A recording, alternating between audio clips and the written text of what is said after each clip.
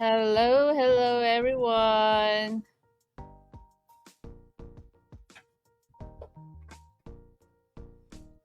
So, are we live?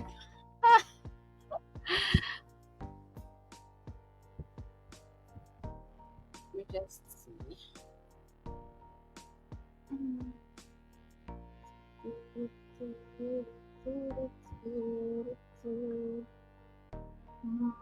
Oh, okay. So we are live. Hello, hello everyone and welcome.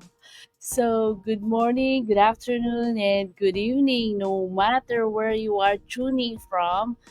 I am thrilled and excited to have you today on our live, and I hope everyone is safe and sound and ready for an exciting session for today. So, anyways, woo, we're back on the city after I'm still here in Maui, Hawaii, actually. And to those who are first time to see me go live today, my name is Julie Ann, by the way, and I am a business owner and a business mentor where we help individuals to jumpstart their online business. So I'm from California, but originally I'm from Philippines. And right now I'm here in Maui, Hawaii. Yay! Just to spend a getaway.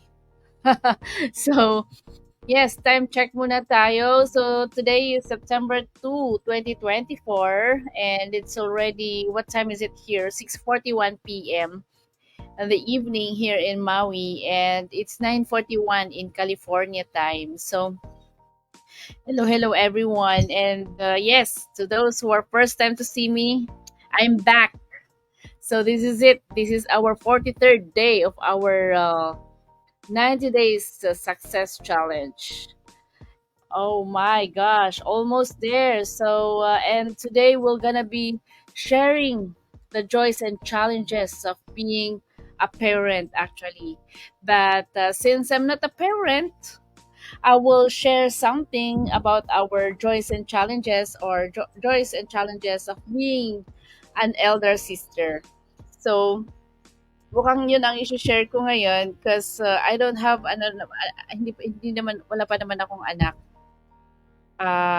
And kaya yung i-share ko na lang muna ngayon is about being an elder sister. O, di ba? And dito sa Hawaii, oh my gosh, ang daming mga fruits. Tsaka ngayon ang fruit season nila. So may mangga, tseren, may cherry guava. Oh my gosh. 'Di ba? Tapos may guava.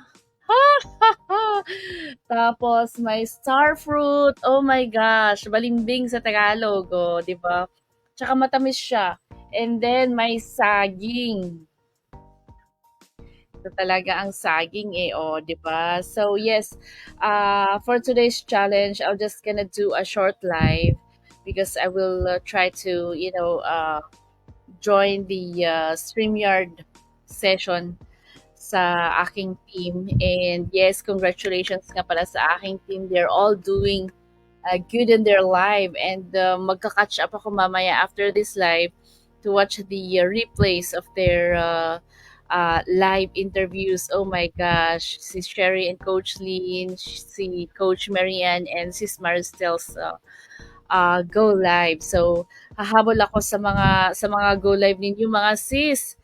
At na ano, dami kong ika-catch up sa inyo, And paano ba i-navigate ang ano kung sino ang tingnan nga natin. But anyway, so this will be a quick short live. I'm gonna be sharing the joys and challenges of being an elder sister. So yes, just a short background or I'm gonna share a short background of me being an elder sister. Ako naman talaga ang elder sister. Anyway, we're six in the sibling, six kami na magkakapatid, anim. Ako ang pangalawa, ang panganay namin is lalaki, pangalawa ako, tapos may apat akong mas nakakabatang kapatid. And being an elder sister, syempre may mga age gap kami sa kuya ko is 1 year, yung pangalawa, yung susunod sa akin is 3 years, and yung sa ilang ba ang ano, yung sa pa, yung sa pang pang-anim, yung age gap namin is 16 years, o di ba? So, yun ang age gap namin sa bunso. And being an elder sister, parang the joys, yung masaya doon, syempre ikaw ang panganay. Masaya kasi kapag malalaki na kayo, at least may may may may pinapagawa ka sa mga bagay-bagay, like for example, like yung mga younger sister and younger brothers ko na nasa Pilipinas, if I have something to do, or I have any documents to, to finish, mga ganyan, may pagsasabihan ka nagagawa. Yun ang mga joys. Tapos ano pa ba? Gawaing bahay, o 'di ba? Laging sila ang mga gumagawa. Kaya, yun ang mga joys ng being an elder sister. Dami mong pwedeng ipagawa sa kanila.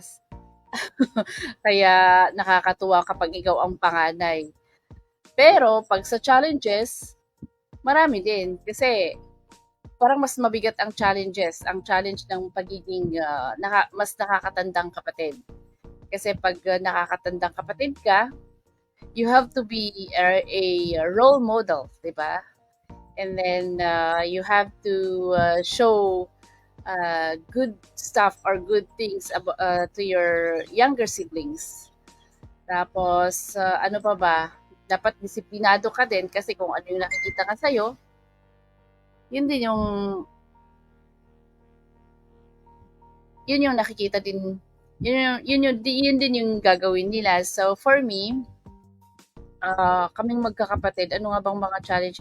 Kaming magkakapatid kasi yung kaming tatlo, magkakasunod lang kami, mga 1 year, 3 years ang gap namin. And the good thing is, we help each other growing up, especially sa mga gawaing bahay, sa mga, sa, yung pinagtatakpan namin yung isa't isa kapag may mga lakad, mga ganyan sa mga magulang. Pero, pero, ah, wag niyong gayahin yun. Yun yung masaya noon. May mga sibling rivalries din, pero hindi naman gano'n na kaseryoso. At saka yung masaya, at least may mga kalaro ka, may kasama kang lumalaki, hindi boring, o di ba? Lalo na pag Sunday, I remember every Sundays, we always go to church nga. After going to church, lakad-lakad sa session, bibili ng mga CDs, mga pirated CDs, manonood ng mga movies, ganyan. So kahit na whole day kaming manood ng mga movies, um, yun yung nakakatuwa.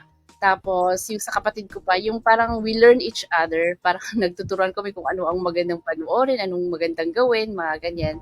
Like for my younger brother, um, siya yung nagturo sa akin, or nag-introduce sa amin ng mga Chinese movies, mga Korean movies, ayan, yung mga yan. Tapos, mahilig din kami sa pagkain.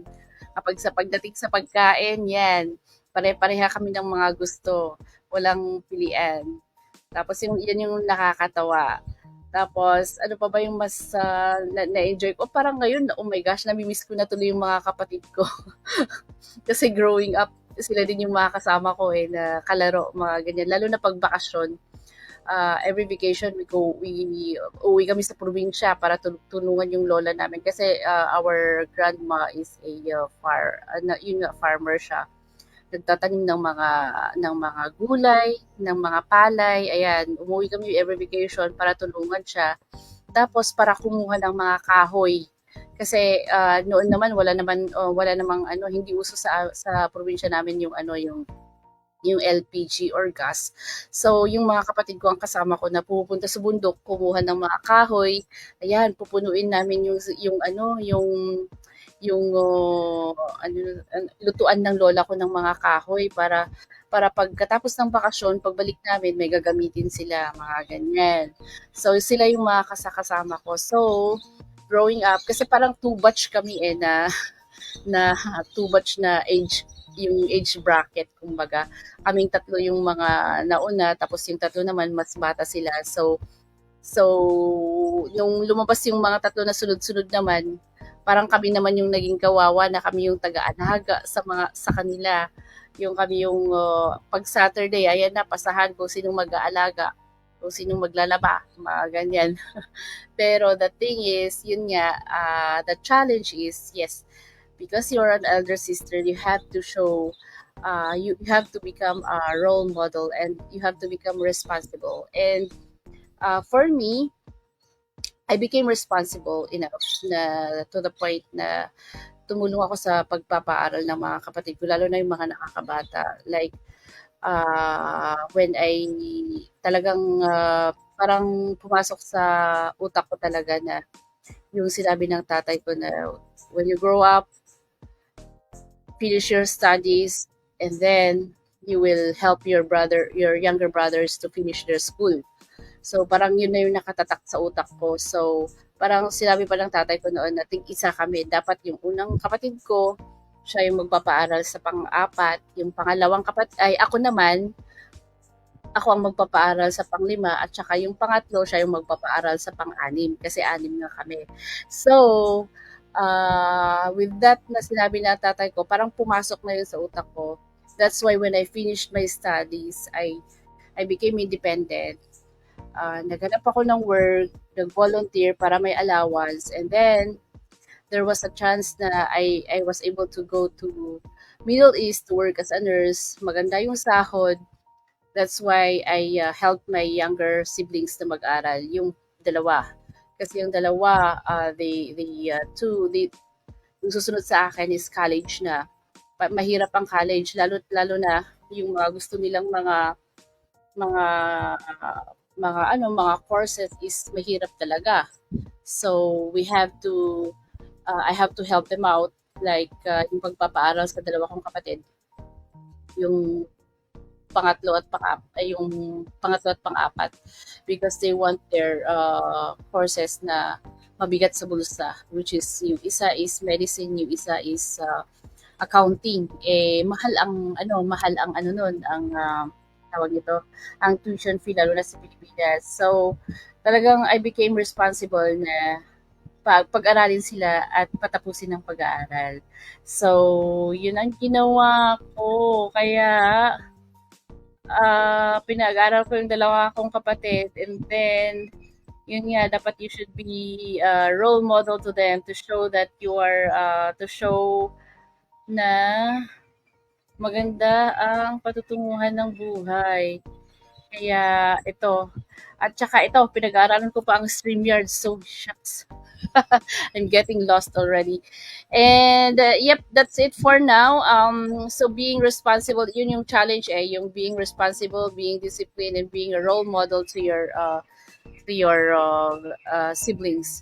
So, ang ano nun, what how can I relate it to my business right now is that